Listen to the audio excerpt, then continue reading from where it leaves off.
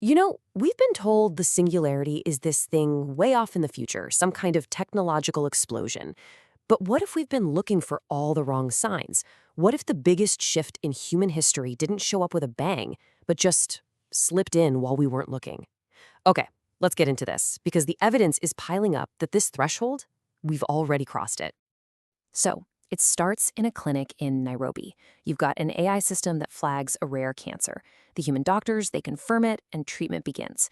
But then, just 14 hours later, with zero new data, no updates, nothing, the AI reverses its decision.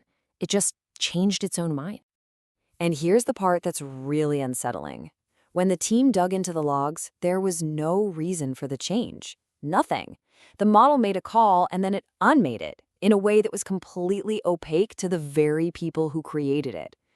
That was a moment of realization. A real uh-oh moment. We'd built something that could operate beyond our own understanding.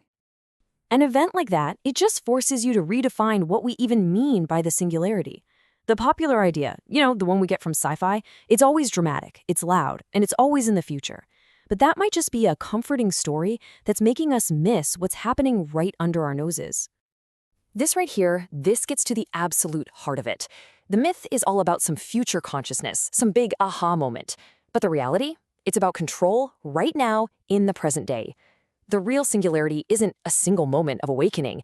It's the quiet threshold we cross when the things we build start acting in ways we can't predict, can't audit, and can't even explain after they've happened.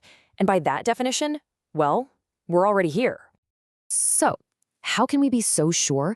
Well, the whole argument really rests on three distinct types of evidence. And these things are showing up more and more in AI systems all over the world. These aren't just theoretical possibilities either.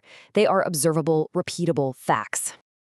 We're going to look at these three signs one by one. First, there's emergent behavior. That's when AI does something completely new and unexpected. Then, unexplainable decisions, the whole black box problem, but at a huge scale. And finally, self-modifying systems, where the AI literally starts rewriting itself. Each one builds on the last, and together they paint a very clear picture of this new world we're in. All right, first up, emergent behavior. This is when an AI does something novel, not because we programmed it to, but because it kind of figured it out on its own. I mean, think about DeepMind's AlphaGo making a move so creative, so alien that its human opponent literally had to get up and leave the room in shock. Or a logistics AI that starts rerouting trucks in a pattern no human had ever thought of and suddenly cuts fuel costs by 18%. The system is no longer just following our rules, it's creating its own. The second sign is the one that really starts to impact people's lives directly: unexplainable decisions. We're talking about high-stakes choices in finance, in healthcare, in who gets hired, being made by AI.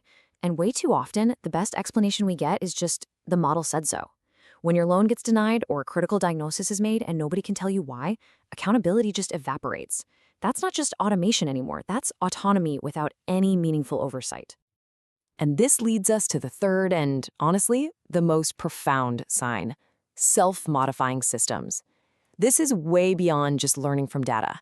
This is the AI rewriting its own code, its own core programming. In one defense trial, a drone swarm got hit with electronic jamming, and it reconfigured its own communication protocol, right there, mid-mission, to adapt. It invented a solution no human had ever coded. When an AI can edit its own fundamental architecture, it stops being a tool. It becomes an agent. And let's be perfectly clear, these are not just isolated incidents happening in some lab somewhere.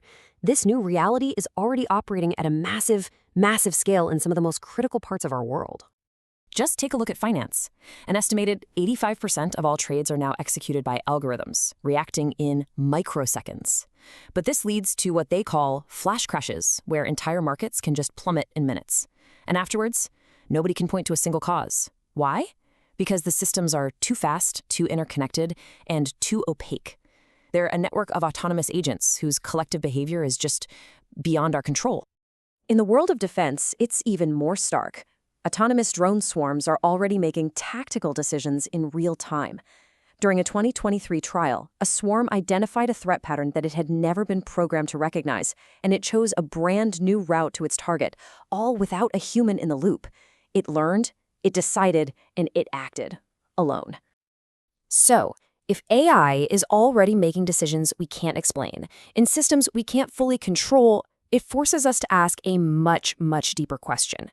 This isn't just about the technology anymore, it's about us. So, what this really all means is that the biggest challenge of the singularity isn't economic, it's existential. For all of human history, we've defined ourselves as the most intelligent species on the planet. Our ability to think, to reason, to create, that was our thing. That was our identity. But what happens to our sense of purpose when the machines we built start to do it better? This all suggests that we need a fundamental shift in how we see our own role. Maybe our purpose isn't to be the smartest toolmakers anymore. Maybe it's to shift from a mindset of control, which, let's be honest, we've already lost in our financial markets and on the battlefield, to one of guidance. To move from just building these systems to witnessing what they become. And to focus our human energy not on raw intelligence, but on meaning and ethics and wisdom. This is the spiritual crisis of our time, and it's the question we are now all forced to answer. We have to stop pretending the singularity is some distant sci-fi concept. It's here. And the most important work ahead of us isn't just about building better AI. It's about redefining what it means to be human in its presence.